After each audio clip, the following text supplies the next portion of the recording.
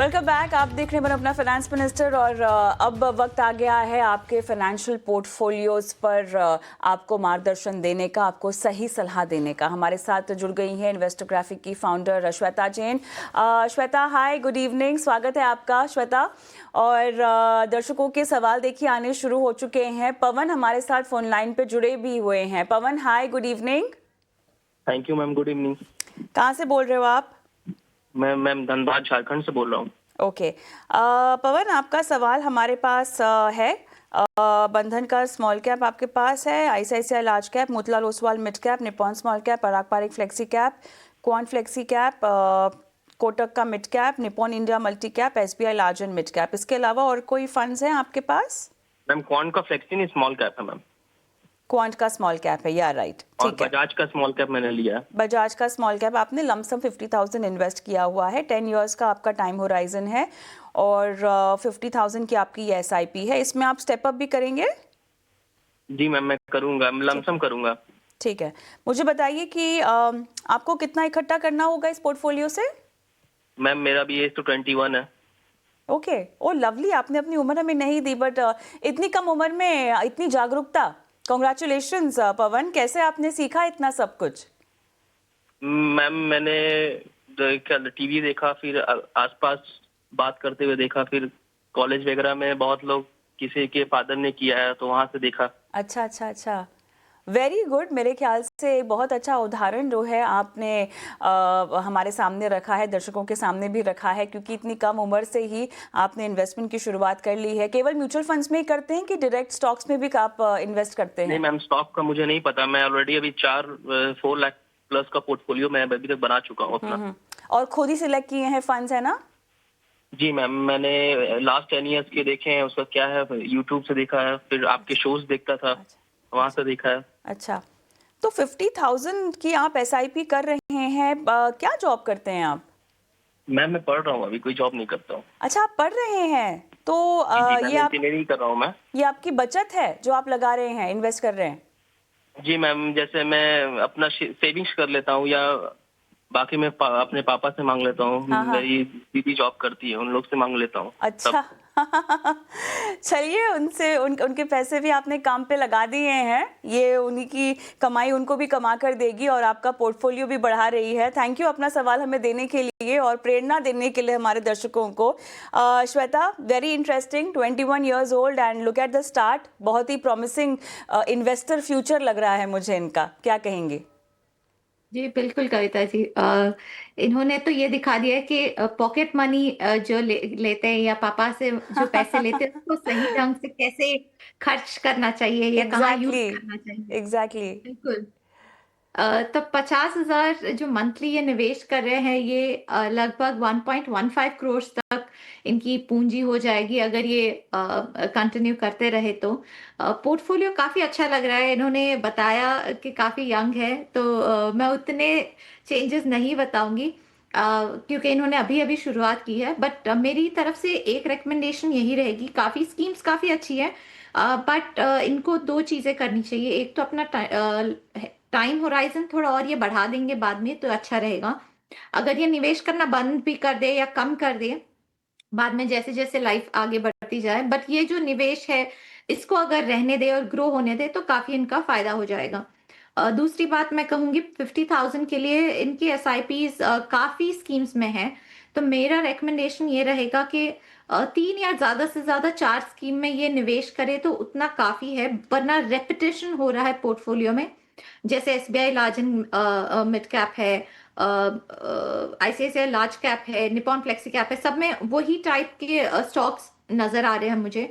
तो मेरा रिकमेंडेशन ये रहेगा कि ये 3 या 4 स्कीम, जैसे Bandhan small cap, Motilal mid cap, Parag flexi cap और निप्पॉन मल्टी कैप, अगर ये 4 स्कीम ये चुने तो इनका डाइवर्सिफिकेशन भी बना रहेगा और इनका पोर्टफोलियो काफी अच्छा करेगा। वरना बहुत ज्यादा स्कीम्स हो जाती है तो जो भी अगर स्कीम्स बहुत अच्छी भी करती है तो सारी स्कीम्स को अच्छी करनी पड़ेगी, वरना पोर्टफोलियो उतना अच्छे से नहीं बढ़ पाएगा।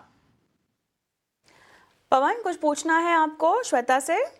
जी मैम, जैसे मेरे पापा गवर्नमेंट जॉब में, तो वो अगले साल रिटायर करेंगे, तो उनका भी क्या इन्वेस्टमेंट करके मैं SWP सोच रहा था उनके लिए, तो उसके लिए मैम क्या आप सजेस्ट करेंगे? श्वेता? पी के लिए आपको या तो डेट में करना पड़ेगा अगर एकदम शॉर्ट टर्म में वापस पैसा निकालना है, या अगर समझिए 2-3 साल रहने देना है और फिर SWP करना है। अगर पेंशन आ रही है तो खाली गैप के लिए अगर आपको करना है तो बैलेंस्ड फंड में कर सकते हैं और 2-3 साल उसको थोड़ा बढ़ने रहने दीजिए, उसके बाद SWP कीजिए। वरना कॉर्पस ज़्यादा जल्दी खत्म हो सकता है, डिपेंडिंग आपका पोर्टफोलियो कितना है और आपका विड्रॉल कितना है।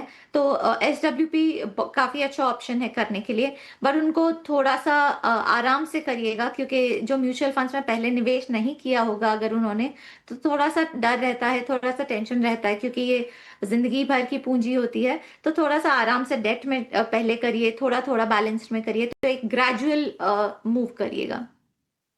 ऑल द बेस्ट पवन, और कोई भी सवाल हो तो आप फिर से हमें अपना सवाल भेज सकते हैं। चलिए, डॉक्टर प्रशांत हमारे साथ अब फोन लाइन पे जुड़े हुए हैं। नमस्कार डॉक्टर जी, कैसे हैं? बस बढ़िया है मैम, आप कैसे हैं? मैं बिल्कुल ठीक, थैंक यू सो मच अपना सवाल भेजने के लिए। डिटेल्स मेरे पास हैं, कुछ और एडिशन है इस सवाल में तो आप बता सकते हैं, कोई नई जानकारी? यस यस, एडिशनल ये है मैम कि एट प्रेजेंट मैं 10,000 प्लस इन्वेस्टमेंट भी कर सकता हूँ, apart from the existing whatever the investment is going on. Okay, तो उसके एडिशनल भी कर सकता हूँ। टाइम हॉरिजन तो मैंने बता दिया 15 plus two 5 years, that is 20 years का रहेगा। But on top of that अगर मेरा टारगेट अचीव हो जाता है तो just for the sake of मेरा जो गोल है उसके लिए मैंने ये टाइम हॉरिजन बताया। But ultimately I would not, मतलब मैं चाहता नहीं हूँ कि उसको मैं विड्रॉ करूँ, बट ये जनरेशन टू जनरेशन जाए, मैं ऐसा सोच सकता हूँ। तो क्या राय होगी आपके हिसाब से, बता दीजिए तो टारगेट भी कंप्लीट हो जाए और आगे कोई और निवेश के लिए कुछ अगर पॉसिबिलिटी बनती है उसमें तो। All right doctor Prashant, I think आपका सवाल हम समझ चुके हैं। फटाफट जवाब भी ले लेते हैं श्वेता से। श्वेता, एडिशनल इन्वेस्टमेंट भी कर सकते हैं ओवर एंड अबव जो अभी कर रहे हैं? हाँ, तो इनको इनके गोल के लिए लगभग 35,000 रुपये निवेश करना ही पड़ेगा ताकि उनके गोल रीच हो सके। अगर स्टेप अप करते हैं हर साल तो 24,000 जो इनका करंट SIP है उससे भी हो सकता है, बट हर साल का 10% स्टेप अप करना जरूरी होगा। इनका पोर्टफोलियो जो है काफी स्क्यूड है मोतीलाल ओसवाल मिड कैप की तरफ, तो मुझे लगता है कि वो एक थोड़ा सा काफी रिस्क हो जाता है, क्योंकि अगर आप अमाउंट भी देखें तो हर मंथ जो छोटी वाली स्कीम्स है उनमें तो हजार रुपए ही डाले जा रहे हैं। तो एक पैसिव फंड जैसे UTI या DSP निफ्टी 50 डाल सकते हैं, तो वो एक कोर फंड बन सकता है।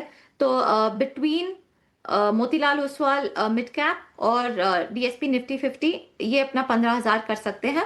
और बाकी 3 स्कीम्स में से ये टाटा फाइनेंशियल सर्विसेज और SBI फोकस में नहीं करना चाहे और कोटक बैलेंस में करना चाहे, तो वो 3,000 उस में कर सकते हैं। डॉक्टर प्रशांत, कुछ और पूछना है आपको श्वेता से? नहीं मैम, कोई इशू नहीं है। Okay, all the best. Yeah all the best. Okay Shweta, let's move on. Rajesh का सवाल लेते हैं, और इनके पोर्टफोलियो में फंड्स हैं, आपके पास डिटेल्स होंगी मेरे ख्याल से। निवेश तो ये अच्छा खासा कर रहे हैं, 1 लाख के SIP कर रहे हैं। 56-57 तक इनको रिटायरमेंट भी लेनी है, ये इनका प्लान है। फिलहाल इनके पास कोई फाइनेंशियल लाइबिलिटी नहीं है। मौजूदा कॉर्पस इनके इन्वेस्टमेंट से ही ये कह रहे हैं कि 1.5 करोड़ इकट्ठा कर चुके हैं। तो फंड्स पर राय दीजिएगा, और इनका गोल क्या है in terms of corpus accumulation, उसकी डिटेल मेरे पास है नहीं, बट या फंड्स कैसे हैं? जी, इनके फंड्स अच्छे हैं, काफी डाइवर्सिफाइड है। थोड़ा रेपिटेशन लग रहा है बट उतना कोई प्रॉब्लम नहीं है। पराग पारिक फ्लेक्सी कैप है, अच्छा है। ICICI large cap, ICICI value, काफी अच्छे फंड्स हैं। मेरे हिसाब से उनको एक गोल सेट करना पड़ेगा और रिटायरमेंट प्लानिंग की काफी जरूरत है, ताकि देखें जो ये कॉर्पस बना रहे हैं उससे कितना विड्रॉल हो जाएगा। इनको अगर चेंजेस करने हैं तो SBI स्मॉल कैप स्टॉप कर सकते हैं और इंस्टेड अमाउंट थोड़ा सा PPFAS फ्लेक्सी कैप में बढ़ा सकते हैं, ताकि लार्ज कैप में बना रहे, ताकि जब ये चेंज करें डेट या बैलेंस की तरफ तो थोड़ा सा वॉलेटिलिटी कम रहे इनके पोर्टफोलियो में। चलिए, ओके, आगे बढ़ते हैं। इतना बड़ा पोर्टफोलियो जब होता है तो हम प्रेफर करते हैं कि दर्शक फोन लाइन पर हमारे साथ हो, तो अगर कोई सवाल हमारे एक्सपर्ट को भी पूछना हो इन टर्म्स ऑफ क्लैरिटी तो आसान हो जाता है। राजेश का सवाल का जवाब हमने अभी दिया है, तो वो ग्राफिक्स थोड़ा सा हम चेंज कर देंगे। राजेश के सवाल का हमने पूरा जवाब दिया। अब हम आगे बढ़ेंगे और दीपक के सवाल का जवाब देंगे। इनके पोर्टफोलियो की ओर हम जाते हैं। एसआईपी कर रहे हैं 55,000 की, 55 लाख करंट पोर्टफोलियो का वैल्यू है। 10 CR का इनका गोल है और 20 साल तक ये और इन्वेस्ट भी कर सकते हैं। 17,000 की investment Canara Robeco blue chip में है और पराग पारिक का फ्लेक्सी कैप है इनके पास। मोतीलाल ओसवाल का मिड कैप है। कुछ फंड्स के नाम यहाँ पे हम ठीक करेंगे ग्राफिक्स में। क्वांट का स्मॉल कैप भी है इनके पास। ईडलवाइस एएमसी का आर्बिट्राज फंड लिया हुआ है। और चलिए ये फ़िलहाल डिटेल्स हैं इनके पोर्टफोलियो की। एनपीएस में भी ये इन्वेस्ट कर रहे हैं। 45 लाख बोल रहे हैं एनपीएस का इनका कॉर्पस हो चुका है। अभी इनकी उम्र 40 साल की है। बेटी की पढ़ाई और शादी का इनका गोल है। श्वेता, स्टेप अप भी कर सकते हैं 10% एवरी जी ईयर। कविता, इनको अपने गोल्स तक पहुंचने के लिए 1 लाख मिनिमम अपने मंथली निवेश को बढ़ाना पड़ेगा। बाकी स्कीम्स इनकी ठीक है, बट ईडलवाइज आर्बिट्राज कुछ बैठ रही नहीं है इनके पोर्टफोलियो में। जैसे हम दूसरे स्कीम्स का एसआईपी देखे तो 17,000 और 10,000 है। ईडलवाइज का आर्बिट्राज का 1,000 रुपए का निवेश कर रहे हैं, तो उससे इनके पोर्टफोलियो में एक्चुअली कोई इम्पैक्ट ही नहीं है। तो मेरे हिसाब से इनको ये स्कीम एक एडिशनल एक साइड व्हील की तरह है, कोई ज़रूरत ही नहीं है। इनको अपने गोल के लिए जब ये इन्होंने ये निवेश करना शुरू किया है, इन्होंने ये भी बताया है कि उनकी बेटी की और शादी की और पढ़ाई के लिए चाहिए। अपना रिटायरमेंट भी इनको सोचना चाहिए। यही मेरी एक और रिकमेंडेशन रहेगी। चलिए, वेरी इंटरेस्टिंग पोर्टफोलियो। कुछ बदलाव ज़्यादा यहाँ पर आपने रेकमेंड नहीं किए हैं। मेरे ख्याल से काफ़ी वेल अवेयर इन्वेस्टर हैं ये। एक और चीज़, इनको अपने फंड्स को भी ट्रैक करते रहना चाहिए ना। वो कैसे ये करेंगे? मान लीजिए अगर ये इन्होंने डायरेक्ट फंड्स ले रखे हैं और खुद ही ये पोर्टफोलियो बनाया है, तो कुछ प्रो टिप अपने पोर्टफोलियो को देखने का। तो ये अपने जो पोर्टफोलियो को है एक पूरी तरह से देखें। जैसे एक चीज देखें कि हर पोर्टफोलियो में जो एलोकेशन है स्टॉक्स की तरफ या सेक्टर्स की तरफ क्या है, तो एक डिटेल एनालिसिस देख सकते हैं। हर स्कीम की तरफ क्या परसेंटेज एलोकेशन है। जैसे कुछ स्कीम्स का ज्यादा वेट हो जाता है पोर्टफोलियो में, तो वो देख सकते हैं कि अगर बहुत ज्यादा हो रहा है या बहुत वॉलेटिलिटी हो रहा है, तो वो एक चीज ये एनालाइज कर सकते हैं। बाकी जो स्कीम्स इटसेल्फ है उनमें भी जैसे शार्प रेशियो है ये देख सकते हैं, स्कीम का अल्फा देख सकते हैं, स्कीम का बीटा देख सकते हैं, फंड मैनेजर्स कितने टाइम से है देख सकते हैं, एयूएम क्या है स्कीम का देख सकते हैं। और ना ही सिर्फ देखे कंपेयर कर सकते हैं उस टाइप की स्कीम में। अगर जैसे ब्लू चिप है तो अगर बाकी ब्लू चिप से कैसे कंपेयर करता है, इसी स्कीम का 6 महीने पहले कैसा था, पोर्टफोलियो टर्नओवर क्या हो रहा है, तो उससे पता चल जाता है कि फंड मैनेजर कितना ट्रेडिंग कर रहे हैं या कितने चेंजेस कर रहे हैं पोर्टफोलियो में। और फंड हाउस की तरफ देख सकते हैं कि उनकी स्टेबिलिटी क्या है फंड मैनेजमेंट टीम की। तो दो तरह के फैक्टर्स होते हैं, सब्जेक्टिव और क्वांटिटेटिव, तो दोनों ही देख सकते हैं। और ओवरऑल पोर्टफोलियो में इसके अलावा उनके पास क्या क्या है निवेश किया हुआ, जैसे प्रॉपर्टीज है, एफटीज है। तो एक होलिस्टिक पिक्चर अगर ले के म्यूचुअल फंड्स, क्योंकि हम इतना एफर्ट करते हैं म्यूचुअल फंड्स एनालिसिस करने में, अगर ये उनके पोर्टफोलियो में पूरे ओवरऑल पोर्टफोलियो में अगर 10% भी नहीं है तो ये क्या इम्पैक्ट करेगा फिर at the end of the day. तो उसके हिसाब से भी देख ले कि क्या परसेंटेज है म्यूचुअल फंड्स उनके ओवरऑल पोर्टफोलियो में, क्या परसेंटेज है इक्विटी उनके ओवरऑल पोर्टफोलियो में, गोल्ड कितना है बाहर, और बाकी एनपीएस वगैरह कितना है। तो वो सारा मिला के इनको एनालाइज करना चाहिए। इंटरेस्टिंग। मेरे ख्याल से इस पर हम विस्तार से कभी और शो भी करेंगे और भी एस्पेक्ट्स हैं मेरे ख्याल से जिनको कवर किया जा सकता है। पर श्वेता, आखिरी सवाल शाकिब का लेंगे और देखिए इन्होंने अभी अपना पोर्टफोलियो बनाया है जुलाई 2025 में ही, और 13 साल तक 13 इयर्स तक ये इन्वेस्ट भी करना चाहते हैं। मोतीलाल ओसवाल मिड कैप, बंधन small cap, ICICI pro multi asset, Nippon India multi cap इनके पास है, HDFC का फ्लेक्सी कैप है।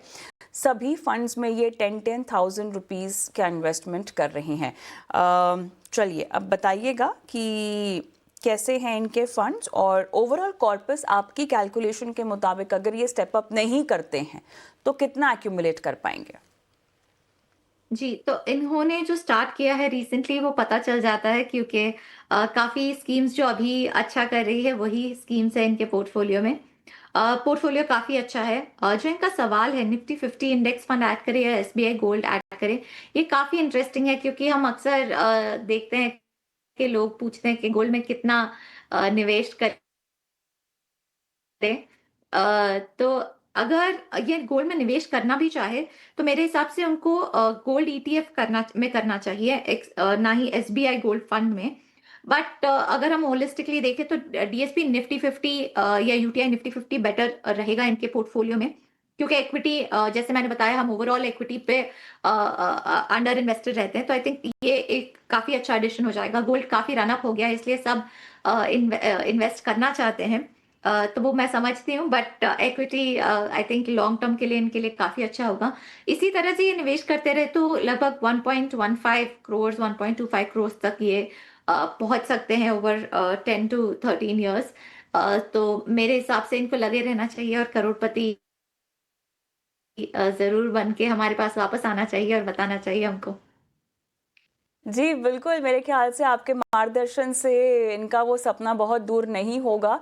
पर चलिए मेरे ख्याल से सवाल जवाब के सिलसिले को आज यहीं थामते हैं। श्वेता, आपने शिरकत की और इतने इत्मीनान से विस्तार से दर्शकों की फाइनेंशियल प्लानिंग की, बहुत बहुत धन्यवाद हमेशा उनकी सहायता करने के लिए। चलिए हम